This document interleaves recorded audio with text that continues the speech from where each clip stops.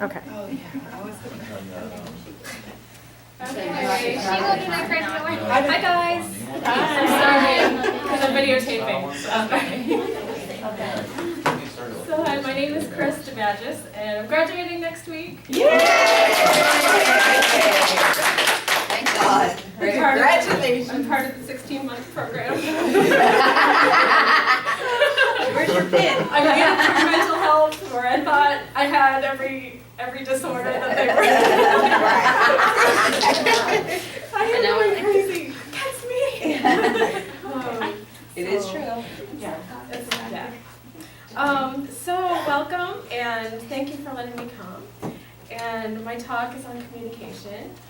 Very important thing as nurses, very important thing as a member of a class of 24 people that have to work together and do everything together. So just some things that I've learned, just want to share from my heart, things that I've learned that may benefit you, and I hope that it does. I learned as a returning student coming back to college that communication has changed quite a bit since I went to school the first time, and that a lot of stuff is now geared towards, well, obviously internet, but a lot of texting. The younger generation, well, they call me Generation X. I think it's born between 1970 and 1985, maybe. That's what we are. We're X. Yeah, we're X. We're Generation X. And then the next one would be Generation Y, which would be 85 to 95 or 2000. Yeah, I don't know. Anyways, so Generation Y tends to be a lot more like the internet existed when you guys were born. And I just remember when the internet came out, and we were like, "What's an email? What's a website?" And we're like, "Oh, I wonder what that's gonna be like." And now it's just like you can't live without a computer. No one can. We carry them like this, and it's amazing. I started to read this book about, it was really mainly a parenting book, but it was called Generation Text by Michael Ositt. And I have a couple quotes from that book. When he's talking about texting and some of the things that you lose through texting.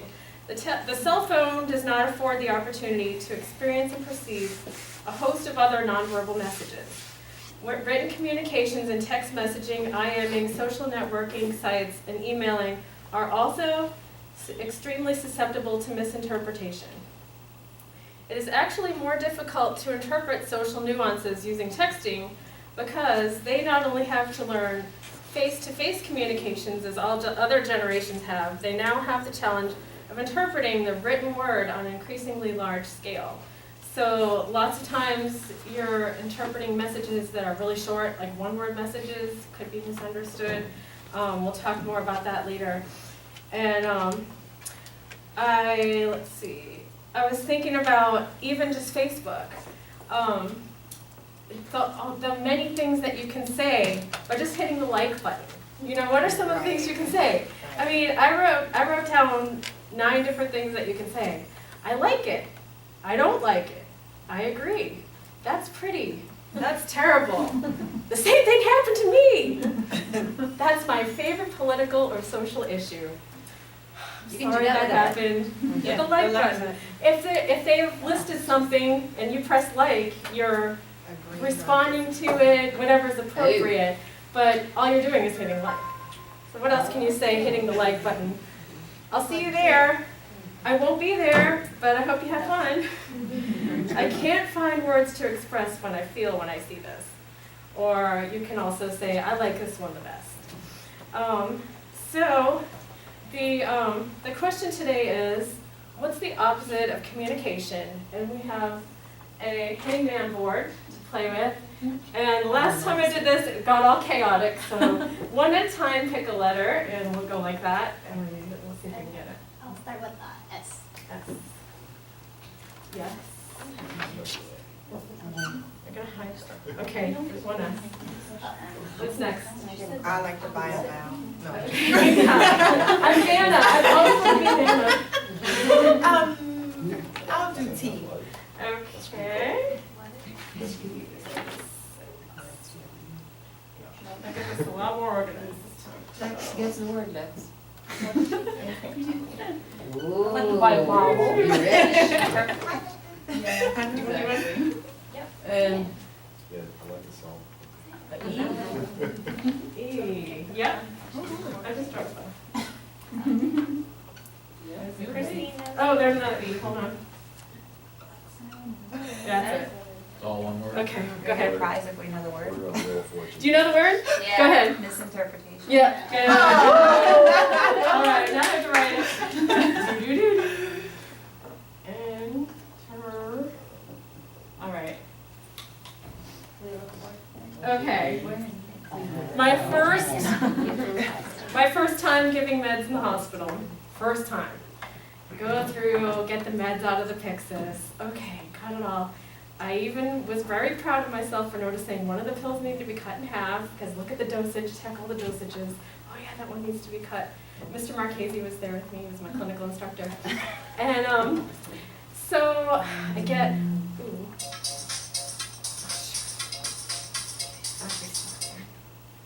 At least I know. So I get there with the little cup of pills, get ready to give it to the lady. Got them all scanned, got her scanned, got it all opened up, little cup of 8.5 pills was in there. And this lady was about 80, and she was a maiden Spanish speaker. She understood English, but she wasn't talking a lot. She just was quiet. So I went to give her everything, and she just tilted her head back like this. And I was like, what's she waiting for? And so I looked at her, and she looked at me, and she tilted her head back. And that meant pour the whole cup of pills into my mouth. I didn't know that. I didn't get it. And so she motioned one more time, and as I finally figured it out, she motioned her hand like this, and the little cup of pills was here. It went everywhere. Actually, most of them went into her pocket of her gown. So me and Mr. Marchese were picking up these little pills, trying to find make sure we got them all. And they went everywhere. But our communication barriers were many, but the main one was that I didn't get it. And she was used to nurses that understood her little, language. So I was kind of like, oh, I just learned something. That was pretty good. So, so I misinterpreted her motion, or I didn't really understand that she was trying to communicate with me. And so that happens all the time. What's the definition, informal definition of misinterpretation? The prefix mis means not. You missed it, it's incorrect, inaccurate, or not true, or false. And interpretation means to get the meaning, to get it correct, get it accurate, true. And I have the Chinese character here to demonstrate. Does anybody read Chinese? If not, you're cheating. I barely read English. To demonstrate, what do I need when I see this? I need some type of interpreter, someone who knows the language, someone who can write the language, or better yet, the person who originally wrote it, right? That would be the best. So we'll interpret that one later. But I also have some fun things we can do also with language. These are idioms, and just so because we all know how weird English is, and some of the things we say that don't make sense in other languages are listed. This was actually a website for English as a second language, and I had fun just copying some of the stuff. And I cited it, but it's not an APA format, sorry. So, I think I didn't get enough there. You have any more? You got it? Okay. So, do section A really quick. It's a quiz. And wherever we left off from the other game, we'll go through and do the answer.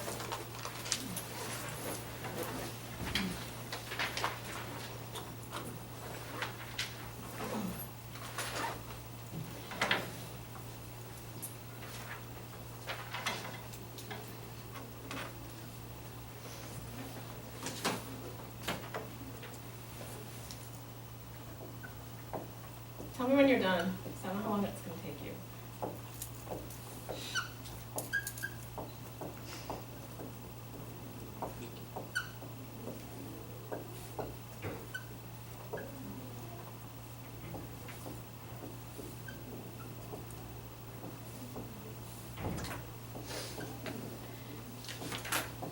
Yeah, good?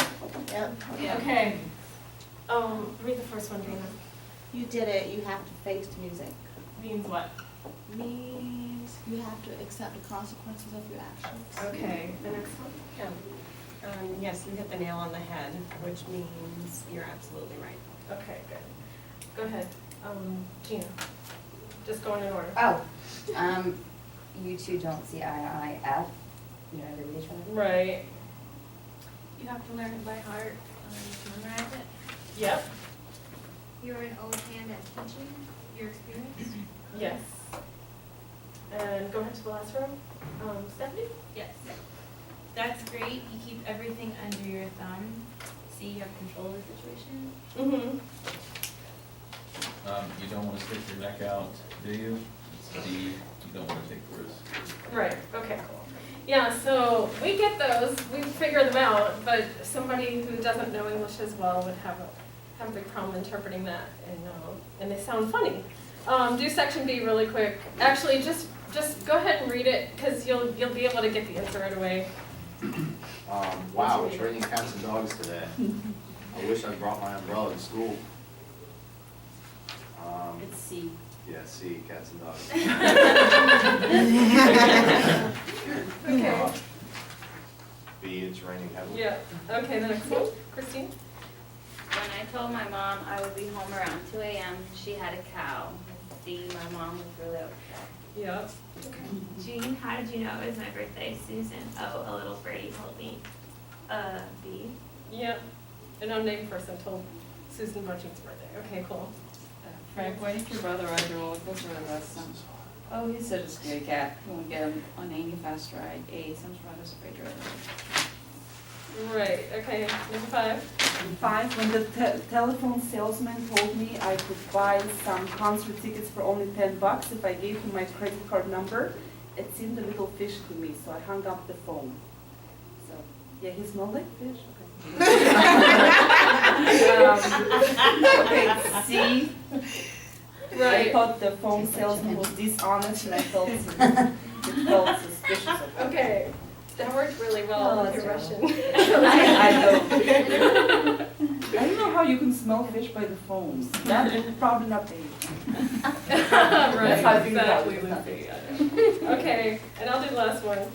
I never learned how to use a computer, so I lost my job to a new employee. It's a dog-eat-dog world, and only the strongest or best survive. Like dogs like to eat dogs for lunch. Okay, so that's just another example, and then you can read the last few. I don't want to run out of time. But some of the things that I've just developed for myself over my adult life as like Facebooking and texting has come out, you know, I have some rules that help me keep my integrity in relationships and just help me make sure I communicate correctly. Because one of the things that that we learned is that when there's a sender of message and a receiver, there's encoding and decoding of messages. And both persons have responsibility, that's actually right, to make sure they get it correct. You know, the sender does have a responsibility to encode it in a way the receiver is going to be able to understand it, but the receiver also has the responsibility, if they don't understand it, to go back and make sure they understand. And there's, when they show this diagram in the book, they actually show like, even the decoding that's going on, it's double because you're also thinking what you're saying, you're thinking about the other person, how they're going to interpret it. There's a lot of like internal stuff and there's external stuff that's going on. So just to be more aware of that when you're thinking of how to word stuff, especially with patients, thinking of how how they're gonna hear you when you say something, how they're gonna decode that, and making sure they don't decode it wrong. And to get really good at that, because then you're gonna have to doing it really fast. So some of my rules for texting, I use it only for short conversations, not for clarity, not good for solving problems, no, not good. Stuff like, okay, I'll see you at 6 o'clock. The meeting got canceled, you know, like you needed them to know really quick, but we'll talk later. You know, just stuff you can get a quick, simple answer to, or, you know, something like that. But like, if you need to talk to somebody, you need to follow up with a phone call or in person if necessary, and make sure the meaning is conveyed. So you need your head, your eyes, your ears, everything, your body language. The difference between, I wish you would have told me, and I wish you would have told me. You know, things like that, you know? And what if I texted that? You wouldn't know. You wouldn't know, like, if I was, like, really upset or wanting to help you or, you know, anything like that. It's really hard. It's really hard to do. So, so especially, like, if you have a disagreement or you're offended, it's still your job. If you're the receiver of a message, if you got offended by a message, it's still your job as the receiver of that message to interpret it correctly and to make sure you know what the intent was. Because if it wasn't meant to offend you, then there had to be a misunderstanding somewhere along the line. And, you know, this is also part of therapeutic communication, like I said, we do with our patients, to be non-judgmental with the patient, to draw out their story. My favorite question for a patient is, what happened, you know, like that, and then you'll get like a lot of their story. And my second favorite is actually the follow-up question is, how long has this been going on? Because you'll get to the base of like their pain, their psychosocial needs, things like that. And that's my favorite thing to do. So, and not putting words into their mouth, not guessing what they're feeling like. You know, so, oh, pain 6 out of 10, oh, you know, that must be really bad. You know, well, for them, it might be chronic, so it might be kind of normal, you know, and they deal with it. You know, so you have to ask questions like, how does it affect your life, things like that. And it's all about the patient, it's not about you and that, that you're a new nurse and you know they have to, have to get their medication, so you're back out the door to get it, you know. It's important, but the psychosocial is also really important. So my encouragement to you is practicing on each other. Make sure that you communicate well with your classmates, and make sure that, like I said, with your messages, make sure they're clear, and as a receiver of a message, make sure you got it clearly. Let's see.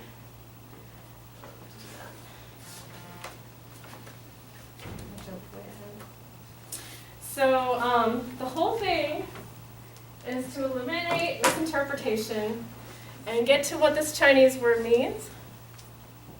It's truth. And I have no idea how to say it in Chinese, sorry. This is what our professors have encouraged in us, truth, professionalism, and I will tell you guys, as a graduating student, it's really going to lead you to your nursing presence, your comfort, your joy in doing this, why you all came here, to be a nurse, to serve people, to help people, to heal people's pain. That's the presence that we have. And what I would love to see is for all of you to take this and run with it and give it to the next cohort. And pretty soon those Florida hospital people are going to be saying, those Kaiser students, they're amazing. They just have such a good nursing presence, you know. And I would just love to see that, if they're not saying that already about you. I have just comment cards for you, and also as part of this, instead of texting today, if you have somebody that you need to send a thank you note to, here's a thank you note you can write and send to them. And please don't send it to me. You have these comment cards for me. The last group, they were like, oh, I want to send it to you. I said, no, don't do that. But thank you for letting me come. And I appreciate your listening. And does anybody have any questions or comments that you want to share with the group? Pass those down, take one, pass them.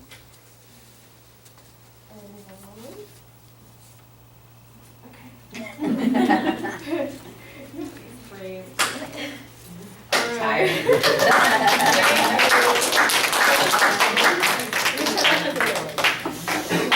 Start of the class. All right.